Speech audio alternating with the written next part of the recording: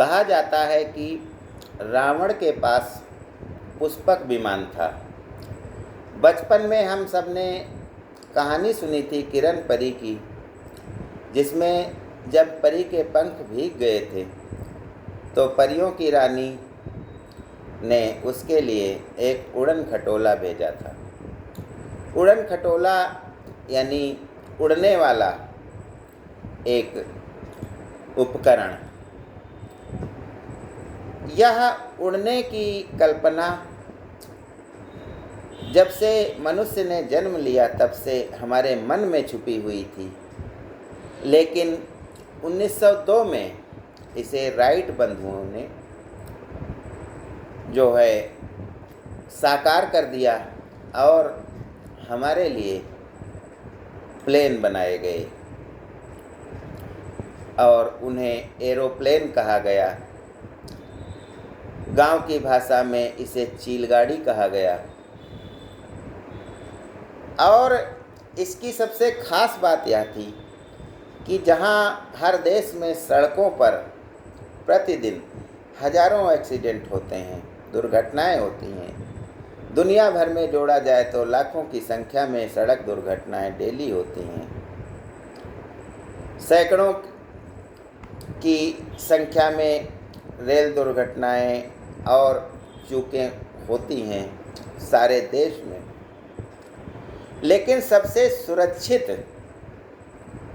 जो यातायात है वह हवाई यातायात है।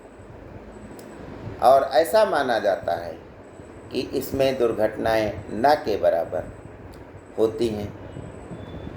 किंतु इधर कुछ दिनों से उत्तराखंड में लगातार हेलीकॉप्टर दुर्घटनाग्रस्त हो रहे हैं।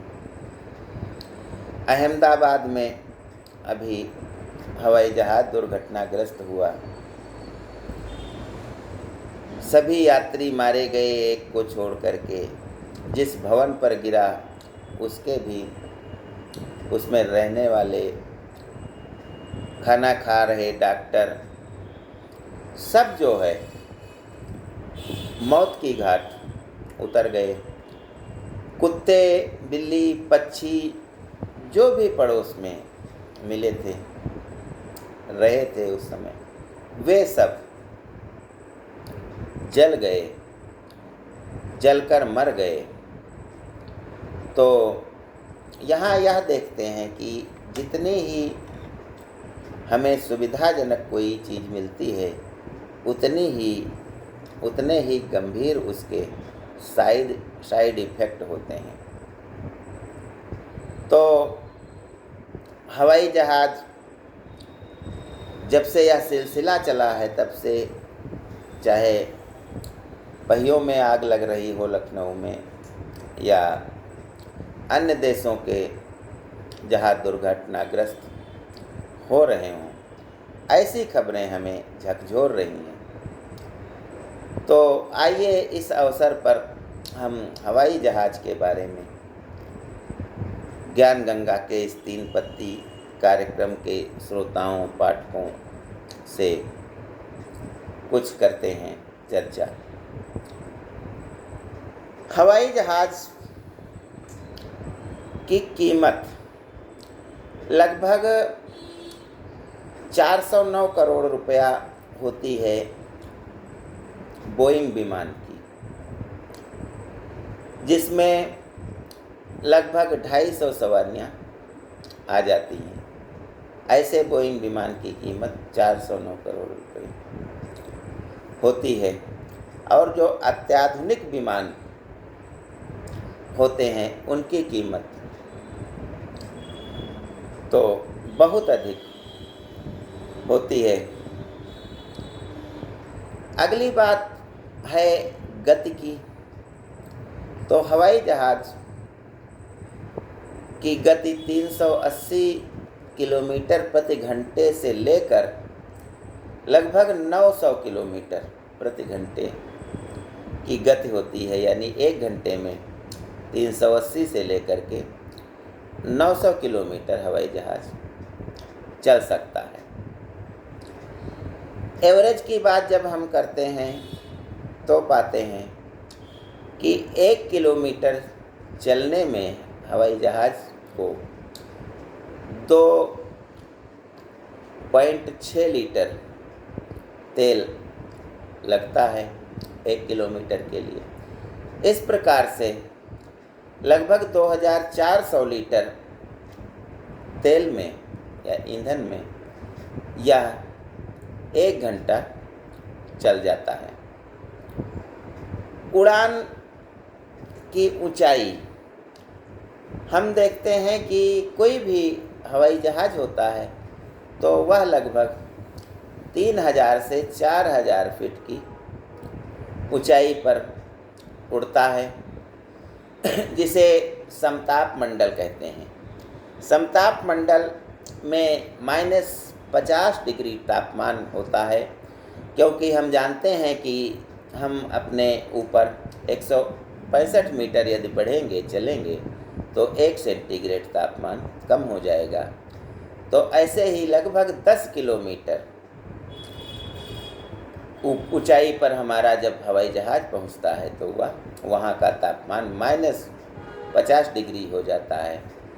लेकिन वहाँ आंधी, पानी, बादल, बिजली, पक्षी आदि किसी का कोई खतरा नहीं रहता है, क्योंकि ये सारी बिजली, बादल, पानी, ओले, ये सारी मौसम संबंधी जो गतिविधियाँ होती हैं ये 6-7 किलोमीटर के नीचे ही होती हैं। ऊपर समताप मंडल होता है और नीचे क्षोभ मंडल होता है, जहाँ ये घटनाएं घटती हैं, आंधी, पानी।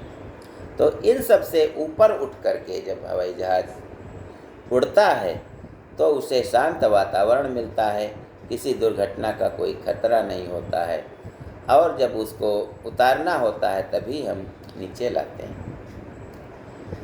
एटीसी क्या होता है?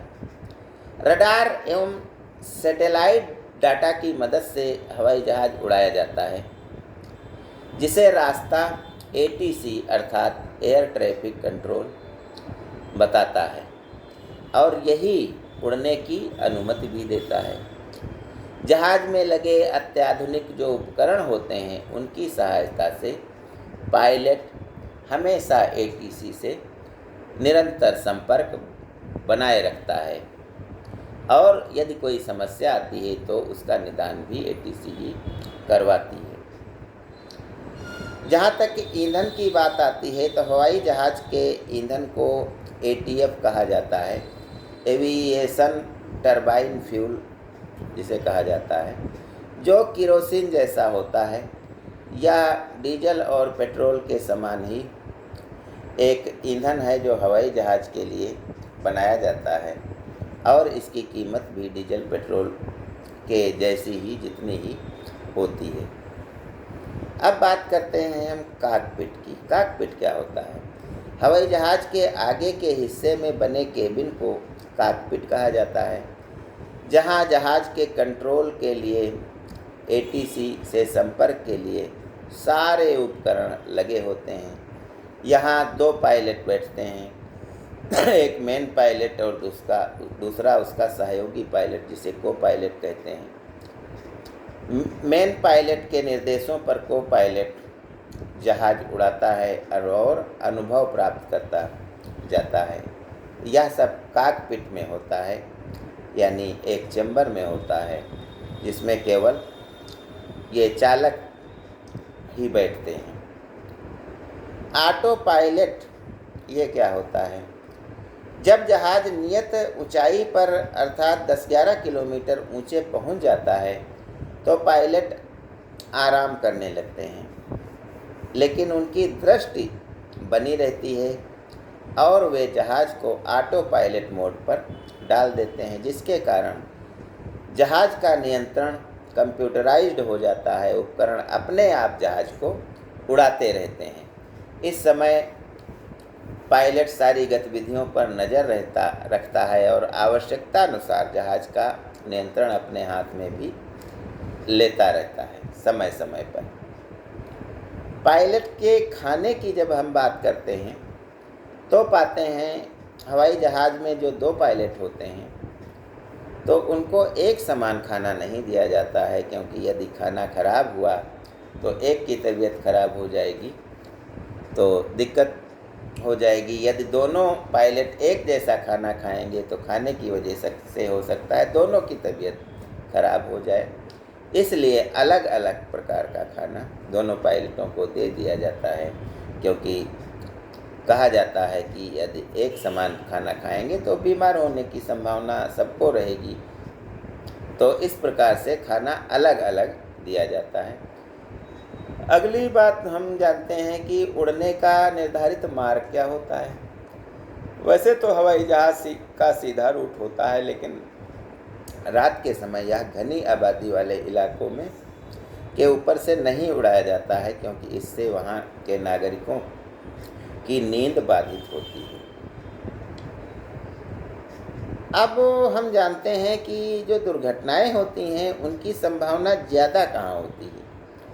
तो जो 80% हवाई जहाज़ से संबंधित दुर्घटनाएं होती हैं वे टेक ऑफ के समय, अर्थात ज़मीन से जब हवाई जहाज़ ऊपर उठता है तब, और लैंडिंग के समय, यानी ज़मीन पर जब जहाज़ वापस आता है उड़ान के बाद अपनी यात्रा पूरी करने के बाद में जब ज़मीन पर आता है तब वह आंधियों का भी सामना करता है, हवाओं का भी सामना करता है, तूफानों का भी सामना करता है, चक्रवात, बिजली, पानी, वर्षा, पक्षियों के झुंड, सब का सामना हवाई जहाज़ को उड़ते समय और उतरते समय करना पड़ता है, जिसके कारण 80% जो दुर्घटनाएं हवाई जहाज़ संबंधी होती हैं वह टेक ऑफ यानी उड़ते समय या लैंडिंग के समय जब जहाज़ वापस आता है तब होती हैं। ज्ञान गंगा में बस आज इतना ही। हवाई जहाज़ के बारे में अन्य जानकारियाँ मैं अगले एपिसोड में आपसे साझा करूँगा। जय हिंद, जय भारत।